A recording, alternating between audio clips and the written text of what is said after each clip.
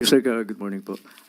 Regarding doon sa lindol sa Myanmar at saka nahagip sa Thailand, though concerned government agencies are taking steps to check on our fellow Filipinos doon sa dalawang nabanggit na bansa, any directive straight from the President para sa pagtulong doon sa ating mga kababayan?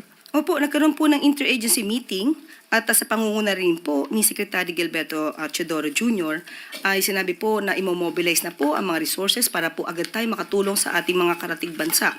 At bukas nga po ang tentative travel date po for deployment ng ating mga kumakatawan. Parang lalabas po ang grand total po ay 114 personnel ang ating ipapadala bukas. Tentative date po yan. Ito'y manggagaling sa mga ahensya tulad po ng DOH, at kasama na rin po dito yung Urban Search and Rescue Team ng Bureau of Fire Protection at ng Armed Forces of the Philippines. Nandito rin po ang MMDA at mula sa Apex Mining Corporation or First Gen Energy Development. So, yan po ay padadala po natin, tentative date po tomorrow para po makatulong po ang Pilipinas sa ating mga kababayan din po at sa mga citizens po, mga mamamayan po dito sa mga nasabing bansa na dumaranas po ngayon ng krisis dahil po sa nabanggit na lindol. Yusek, nakatutok po ba dito ang ating Pangulo?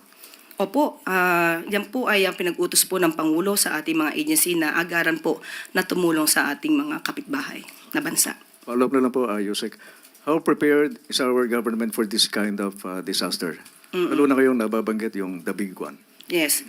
Sa mga ganitong pagkakataon po kasi hindi po talaga natin masasabi kung kailan mangyayari pero mas maganda po na maging handa.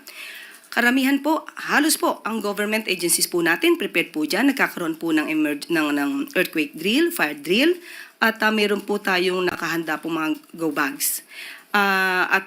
Sa ano naman po sa mga local government units sa atin din po na sa idinidemand po natin hangga't maaari po na yung mga building officers nila ay magsagawa po ng mga inspection kung maaari at maging mahigpit din po sila sa pagbibigay ng mga permits sa pagpapagawa ng mga buildings na magiging maaaring hindi ganon katibay. Yan po at sabi nga po natin maliban po sa gobyerno, tayong mga Pilipino, taong bayan, magtulong-tulungan din po dito sa information dissemination patungkol po sa paghahanda pag ganito po ang nangyari. Salamat po, Yusek.